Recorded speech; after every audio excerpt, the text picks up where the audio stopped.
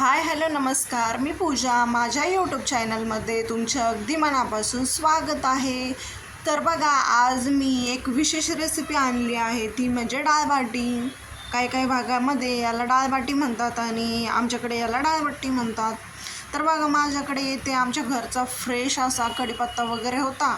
इकडं मी खोबरं, आलं लसूण पेस्ट, परत घरच्या शेवग्याच्या शेंगा होत्या, त्या सगळं हे करून घेतलेल्या आहे. आणि सगळे मसाले मी सुहाना मसाला, नगरी झटका, अंबारी कांदा लसूण मसाला, एव्हरेस्ट मसाला हे सगळं टाकून घेतलेलं आहे आणि ते परतून घेतलेलं आहे.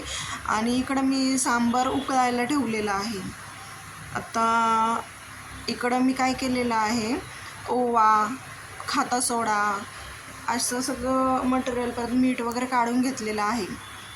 आणि डाळबट्टीचं इकडे तयारी करू राहिलो आम्ही. तर इथे डाळबट्टीच्या पिठासाठी लागत आहे गहू, मका आणि हरभऱ्याची डाळ. हे सगळं आम्ही दळून आणलेलं आहे. आणि बघा, इकडे तोपर्यंत सांबारला छानशी उकळी देखील आलेली आहे आणि किती छान याला तरी देखील आलेली आहे. मग याचे छान छान असे छोटेसे गोळे करून घ्यायचे आणि ते उकडायला ठेवायचे. आणि जे उकडलेलं पाणी असतं ना, ते सांबारमध्ये ओतायचं. इकडे सगळं आमचं जे आम्ही केलेलं आहे ते छोटे छोटे गोळे करून घ्यायचे आपल्या पद्धतीने आणि त्याला उकळून घ्यायचं आणि थोडंसं गार करायला ठेवायचं 5-1 मिनटं आणि त्याचे छोटे छोटे काप करून ठेवायचे. आणि इकडे तेल देखील मी गरम करायला ठेवलं आहे आणि लगेच तेलामध्ये हे असे काप केलेले आहे आणि तेलामध्ये नंतर मी डाळबट्टी सोडलेली आहे. आणि बघा, इथे सांबार वगैरे सगळं रेडी आहे. कसं झालं आहे सांबार, एकदम झणझणीत झालेलं आहे.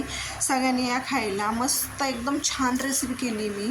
आणि हे बघा, इकडे तर छान. आणि ह्या ज्या डाळबट्टी असतात ना, याला छान तळून द्यायचं, एकदम लालसर होऊन द्यायचं. इतकं छान लागतात ना की खरपूस एकदम मस्त वाटतं आहे खायला देखील. इतकं छान वाटलं ना.